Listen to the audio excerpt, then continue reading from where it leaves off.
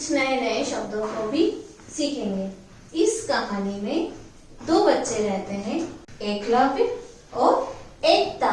एक एकलव्य, एक एकता, दोनों भाई बहन रहते हैं। इनकी दादी एकादशी को एक दंत अर्थात गणेश जी की पूजा करती थी और मोदक का प्रसाद चढ़ाती है। एक दिन एकता और एकलव्य एक बाग में घूमने जाते हैं और वहां देखते हैं कि बहुत सुंदर सुंदर फूल खिले हुए हैं।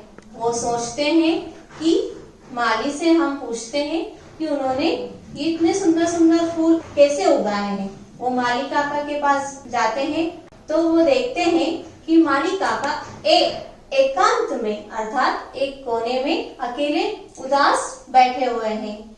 एकता माली काका के पास जाकर पूछती है, माली काका आप उदास क्यों बैठे हैं और आपने इतने सुंदर सुंदर और इतने बड़े बड़े फूल कैसे उगाए हैं।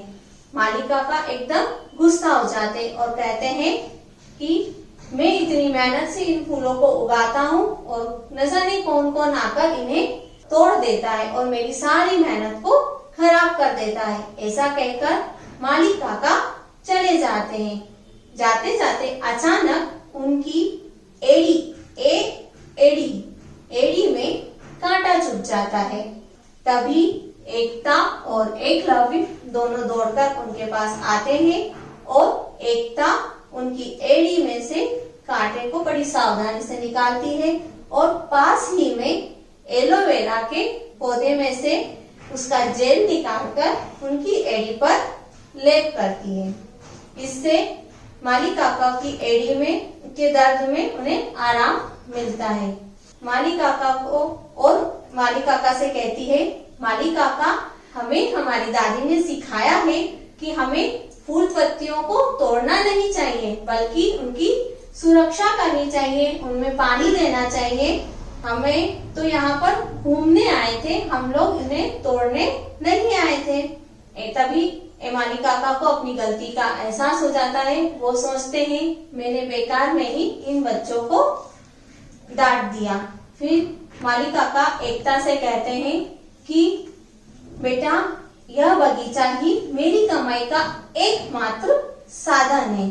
तभी एकता को एक उपाय आता है।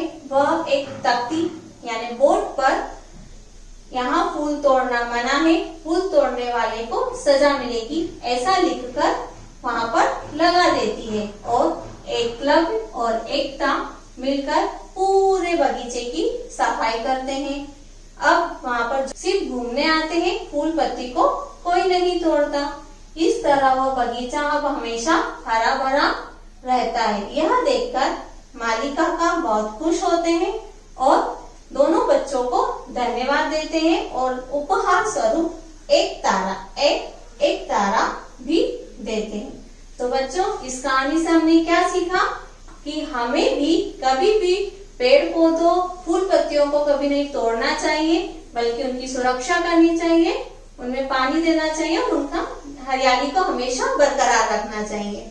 और साथ ही में हमने ए से बनने वाले अनेक शब्दों को सीखा। अब हम इन्हें एक बार दोहराएंगे।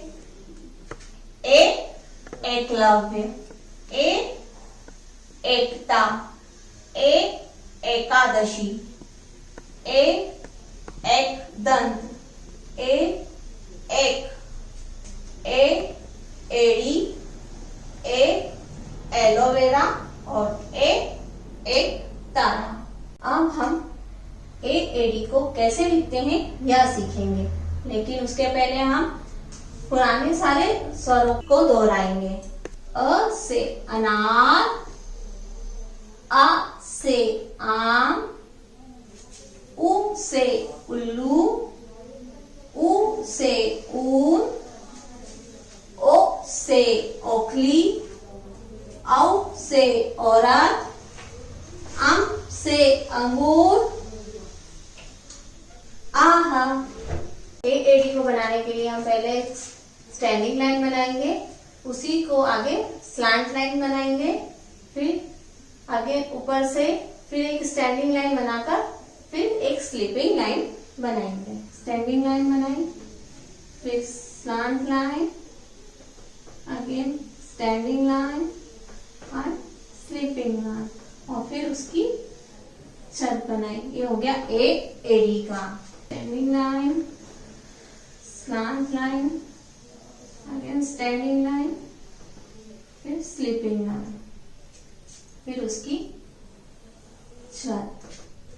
अब हम उसी तरह डॉट से बनाएंगे। पहले इन दोनों डॉटों को मिलाते हुए एक स्टैंडिंग लाइन, फिर नीचे के दो डॉट को मिलाते हुए स्लांट लाइन, फिर इधर के दोनों डॉटों को मिलाकर एक स्टैंडिंग लाइन, फिर नीचे वाले डॉट से एक स्लीपिंग लाइन बनाएंगे, फिर ऊपर से उसकी छत बनाएंगे। Standing line, slant line, standing line, then sleeping line, फिर उसकी छत। ये हो गया ऐसे एडी।